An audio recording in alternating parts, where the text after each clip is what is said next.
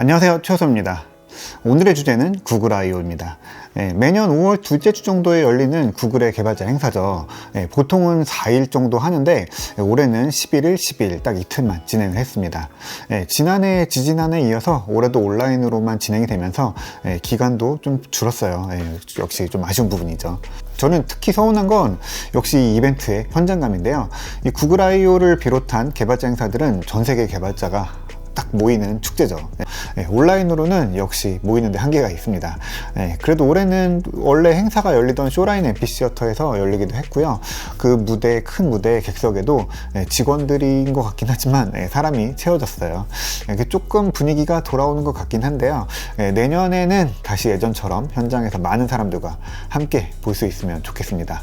아마 많은 분들이 픽셀에 대한 기대가 크실 거라고 봅니다. 사실 이 픽셀은 국내에 출시되지 않기 때문에 어떻게 보면 남의 이야기이긴 하지만 그래도 계속 눈이 가기도 하고 또 눈여겨봐야 하는 제품이기도 하죠. 사실 이번 키노트에서는 픽셀이 좀 지나치게 많이 강조된 게 아닌가 싶기도 합니다. 픽셀 6a도 발표가 됐고요. 픽셀 워치, 픽셀 버즈 프로 정도는 우리가 뭐 루머 통해서 기대를 했었죠. 그런데 픽셀 7이랑 픽셀 태블릿까지 함께 공개가 됐어요. 픽셀 7은 가을, 그리고 픽셀 태블릿은 내년에 나옵니다. 너무 빨리 발표한 거 아닌가요? 한편으로는 구글이 발표할 주제가 좀 떨어진 게 아닌가 싶기도 하지만요. 또 안드로이드 전체의 이야기를 보면은 신제품이 있어야 이 이야기가 마무리가 되고 딱 맞아 떨어지기도 합니다. 왜냐면은 이번 안드로이드 13의 주요 발표 내용이 연결성이 있기 때문이에요. 블루투스 기기를 연결하면 같은 계정으로 로그인된 뭐 다른 태블릿, TV, 자동차까지 다 함께 연결이 되고요. 또 클립보드나 콘텐츠가 다른 기기로 복사가 굉장히 자유로워집니다. 이거 어디서 본 것 같죠? 애플의 연속성이랑 굉장히 많이 닮아 있습니다. 구글 계정으로 로그인된 기기는 가장 강력하게 내 기기다 라고 인증이 되어 있는 거니까요. 기기들끼리 연결이 매끄럽게 되고 서로 정보를 주고받는 것도 뭐 안전하면서 자유롭게 이루어지는 게 맞죠.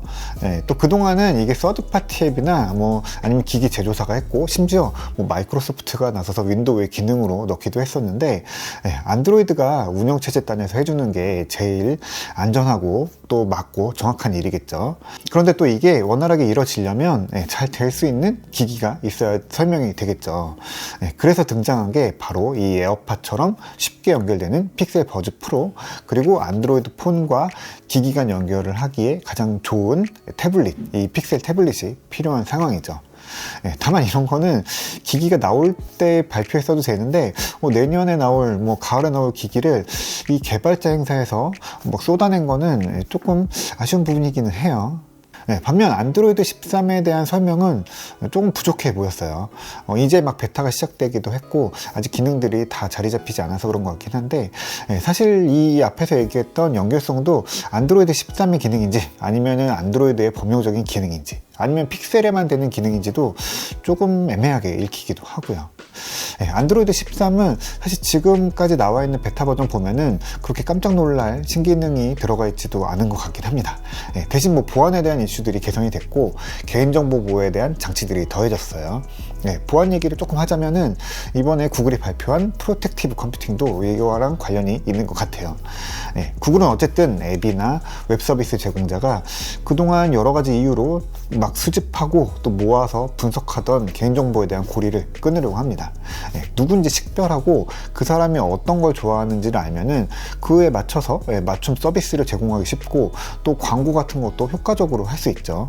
이런 개인정보 활용은 이제까지 우리 인터넷 시장이 커오는데 굉장히 큰 역할을 해왔고요. 이게 큰 가치를 갖다 보니까 요즘에는 거래되기도 하고 굉장히 큰 시장으로 성장하기도 했죠.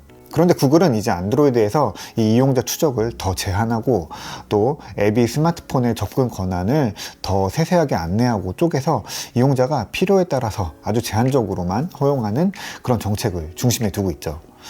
이런 과정이 사실 앱 생태계에 끼치는 영향이 굉장히 크기 때문에 구글로서는 굉장히 조심스럽게 또 세밀하게 적용되긴 하는데요. 이용자들한테는 그 변화가 또 거부감을 주면 안 되잖아요. 보안을 위해서 더 불편하게 써라, 이거는 안 될 일이죠. 그러다 보니까 조용히 또 큰 관심 없이 진행되는 게 맞죠. 뭐 이야기가 복잡하다고요? 복잡하지 않습니다. 우리는 그냥 그대로 쓰던 대로만 쓰면 됩니다. 자, 그럼 픽셀 6a 이야기도 좀 해볼까요? 이 픽셀 6a는 보급형 픽셀입니다. 이 A가 붙는 거는 픽셀 3a부터 시작됐는데 픽셀 3a 보급기죠.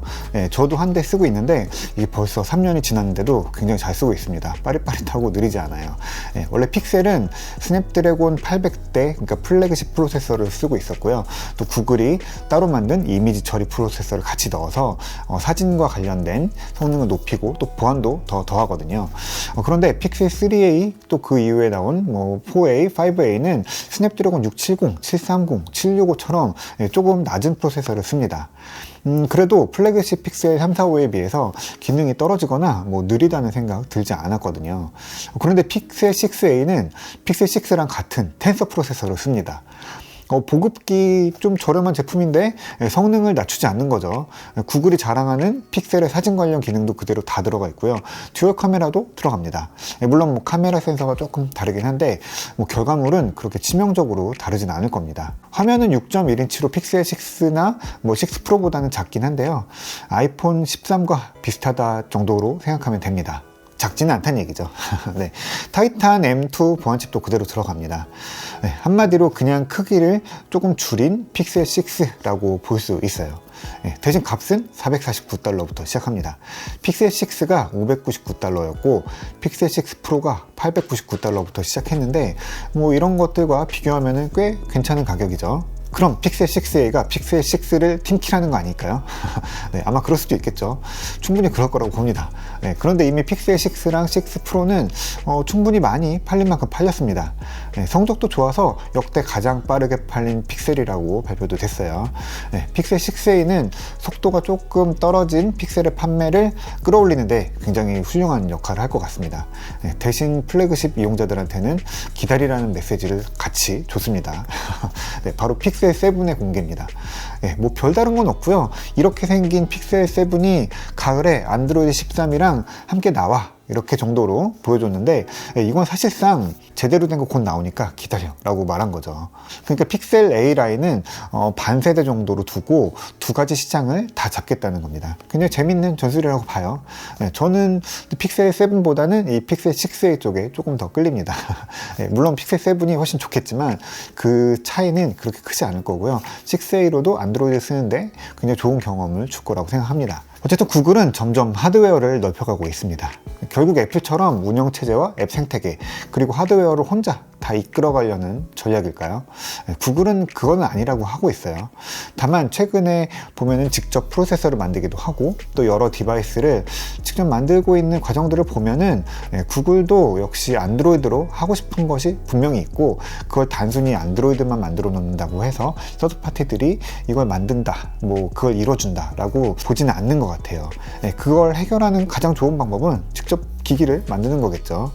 이게 이전에 레퍼런스 기기 역할을 하던 넥서스랑 구글의 방향성을 보여주는 픽셀의 가장 큰 차이가 아닐까 싶습니다. 그나저나 픽셀이 우리나라에 좀 나왔으면 좋겠네요. 빨리도 아니고 그냥 나왔으면 좋겠네요. 네, 그래서 저는 픽셀 6를 한번 사볼까 지금 고민을 하고 있고요. 출시가 되면은 우리나라 아니겠지만 해외에서 출시가 되면 한번 구해서 리뷰도 한번 해볼 수 있도록 하겠습니다.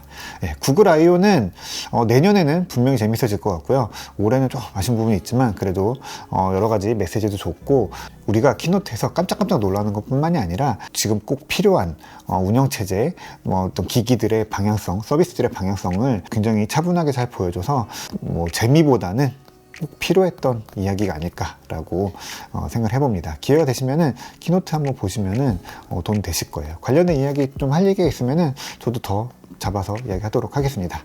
네, 오늘 이야기는 여기까지 할게요.